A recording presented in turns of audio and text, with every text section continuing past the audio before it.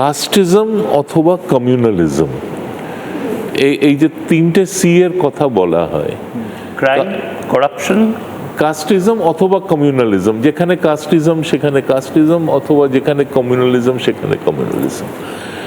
পশ্চিম বাংলার ক্ষেত্রে সেটা হলো কমিউনালিজম। তো রাজনীতিতে যে কমিউনাল ফ্যাক্টর, সেটা বাংলার প্রথম যে পার্টিশন হয় তখন থেকে কিন্তু এটা শুরু হয়েছে। 1905-এর বঙ্গভঙ্গ থেকেই শুরু হচ্ছে।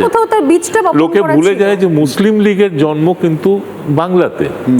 এখনো সেই রাজনীতিটা যে চলে যাচ্ছে, কিছুটা ব্রেক এসছিল যখন বামফ্রন্ট পাওয়ারে ছিল, ওরা নিশ্চয়ই এটার সাথে একটা ব্রেক হয়েছিল, কিন্তু স্যাডলি বামফ্রন্টের শেষ কয়েকটা বছর ওরাও কিন্তু এই রাজনীতিতে ঢুকে পড়েছিল।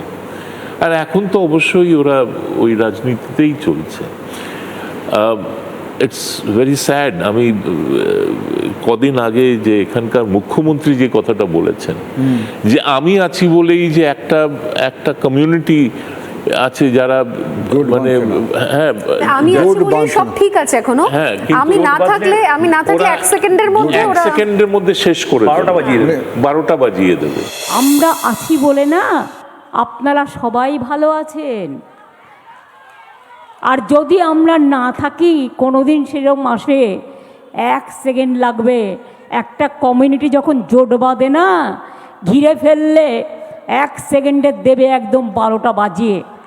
যদি নিজেদের 13টা বাজাতে না চান, বিজেপির অপপ্রচারে কেউ ভুল বুঝবেন না।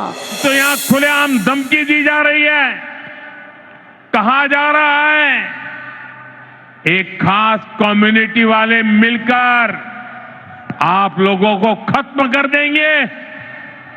संविधान की कुर्सी पर बैठकर ऐसी धमकी, करोड़ों बंगाली लोगों को खत्म करने की बात आपके मुंह में शोभा नहीं देती है।